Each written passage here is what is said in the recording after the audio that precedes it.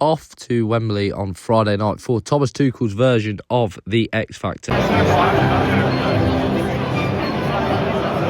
Yes, Friday night saw me visit Wembley once again for England versus Uruguay as game one of the send-off series took place.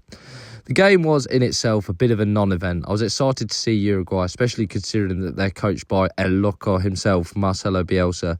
But after 20 minutes of England having consistently the ball and keeping up the pressure, it felt like Uruguay decided the best course of action was break up the game with bitty fouls and play for a 0-0 in a game that in essence means nothing.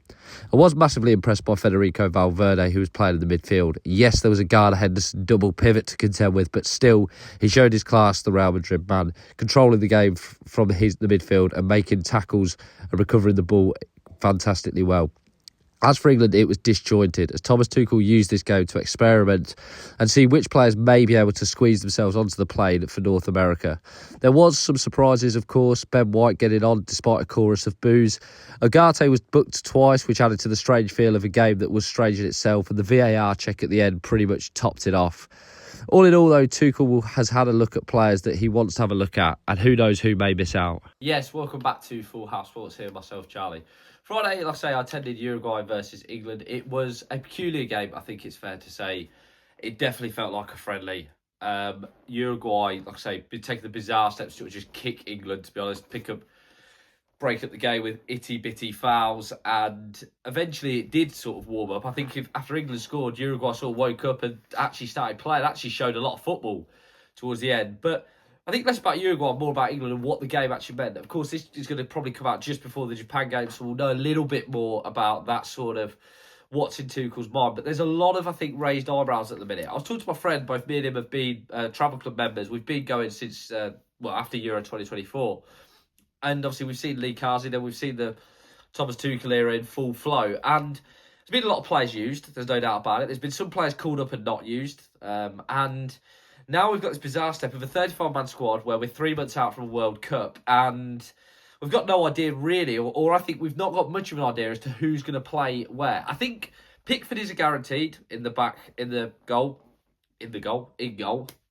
I think definitely Rice and Anderson will be the two in midfield, and I think Kane up front with probably Saka if he's fit. But then I think the rest are genuinely up for grabs. I thought Rashford was very impressive on Friday night, and actually, as well, considering Solanke and Calvert-Lewin's both really failing to impress, in my opinion anyway, I think Rashford through the middle is actually perhaps an underexplored option, an option that Tuchel may look to in the summer, which may probably guarantee his spot on the plane. I also think Madueke is a player that Tuchel likes a lot, and I think he will probably be on the plane as well. Yes, he's got injured, but I think he will definitely be on the plane. I don't think Gala will be. Henderson's an interesting one, to be honest. I personally don't think he should go, but Tuchel seems to like him, and he seems to think that the experience is very important, but he's not been great for Brentford this year, but I do think he will go. The 10 is a position that I think nobody really has any idea of, but I don't think Phil Foden will go to the World Cup. That's sort of my hot take, so to speak, which is I don't think Phil Foden will go to this World Cup. I thought it was interesting he was placed in this auditioning 11 on Friday night, and I don't think he performed particularly well. And I think out of the number 10s, I think Rodgers is a player Tuchel definitely likes. I think Palmer wasn't great on Friday, but I do think he's probably above Foden in the pecking order, certainly in Tuchel's mind.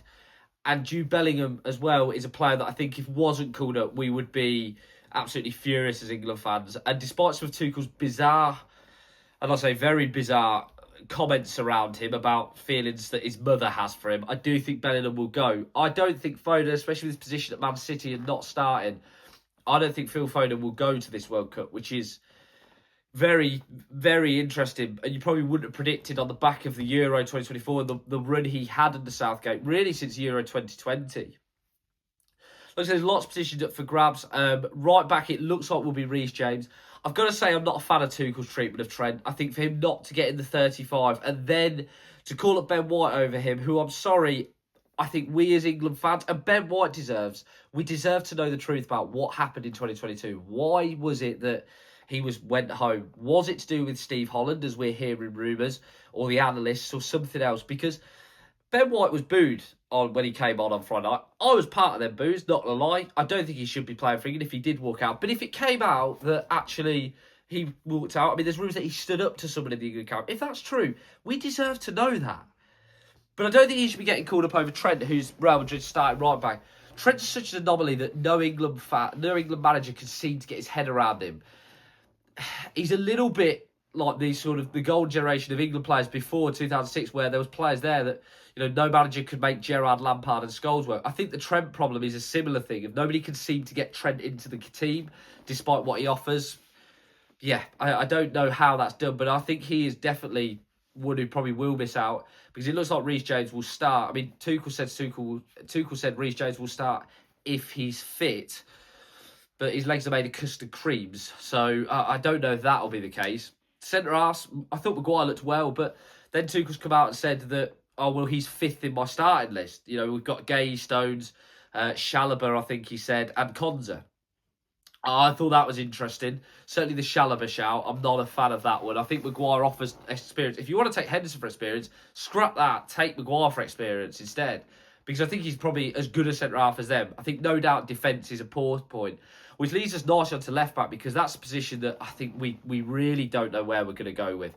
I thought Spence was okay, national anthem aside, which, I mean, is a debate that I won't get into.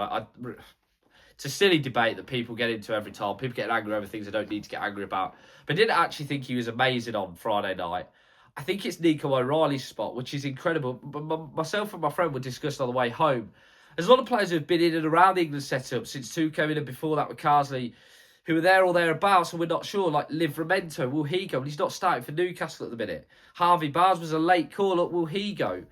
This time last year, Lewis Skelly and Dan Burn looked like to be nailed on starters, and now look at where they are. So there's so much going on where I think we're still unsure. It's a very interesting squad selection that's ahead of us with Tuchel. I'm very intrigued to see what he does, who he takes, and who misses out. I think one of the ones missing out will be Phil Foden. As always, guys, let us know what you think. Please like, comment, and subscribe. Anything you guys do is greatly appreciated as I try and become a one-man sports news bandwagon. As always, have a great day.